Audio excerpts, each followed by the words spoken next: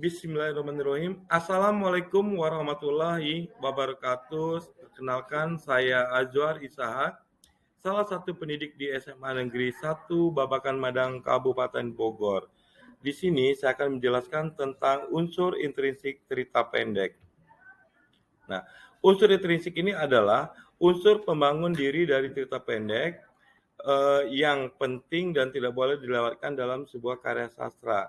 Adapun komponen-komponennya terdiri dari tema, tokoh, penokohan, sudut pandang, alur cerita, gaya bahasa, dan amanat. Tema merupakan pusat pikiran cerita atau karya sastra. Tema tambahan yang dilihat dari sudut pandang lain, misalnya dari kejadian-kejadian yang ada dalam sebuah cerita. Dalam tokoh dan penokohan, kita bagi dua. Tokoh itu adalah tokoh utama dan tokoh pendukung. Tokoh utama ini adalah tokoh yang diutamakan penceritaannya dalam cerita yang bersangkutan. Sedangkan tokoh pendukung, tokoh yang membantu atau tambahan merupakan sebutan bagi tokoh yang berperan untuk menunjang kisah dari sebuah tokoh utama. Sementara penokohan di sini dibagi tiga. Pertama, protagonis, antagonis, dan campuran atau tirtagonis.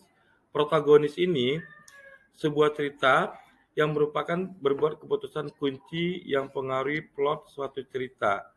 Sementara antagonis, karakter yang melawan atau menantang tujuan utama dari karakter utama atau protagonis. Sementara tirtagonis merupakan tokoh pemangun atau penengah, baik tokoh antagonis maupun protagonis.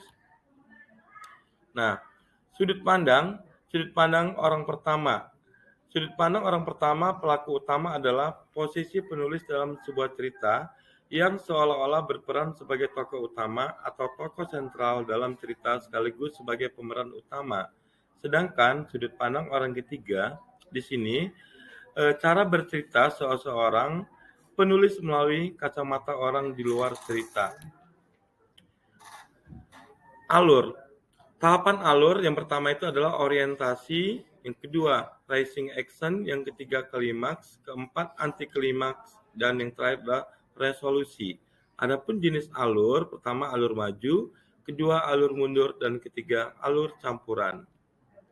Nah, latarnya adalah di mana peristiwa itu terjadi.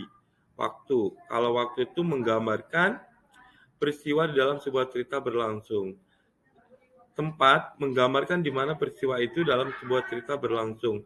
Sementara suasana menggambarkan suasana di mana peristiwa di dalam cerita tersebut berlangsung. Gaya bahasa dan amanat. Amanat adalah pesan pengarang yang ingin disampaikan kepada pembaca melalui karyanya. Pesan ini dimaksud seperti pesan orang tua kepada yang lebih muda atau pesan percintaan. Pesan moral dalam cerita yang ingin disampaikan pengarang kepada pembaca berupa nilai-nilai luhur yang bisa dijadikan atau dijadikan contoh. Sementara gaya bahasa adalah pemakaian ragam bahasa tertentu untuk memperoleh efek tertentu dalam menyatakan pikiran dan perasaan. Nah, demikianlah yang dapat saya sampaikan. Di sini ada beberapa tugas yang harus kalian kerjakan. Pertama, tuliskan informasi sejarah yang menjadi latar belakang cerita tukang cukur. Kedua, sebutkan unsur intrinsik dalam cerita cukur yang terdapat di halaman 67 buku teks Bahasa Indonesia kelas 11 kurikulum Merdeka. Demikianlah dan saya akhiri. Wassalamualaikum warahmatullahi wabarakatuh.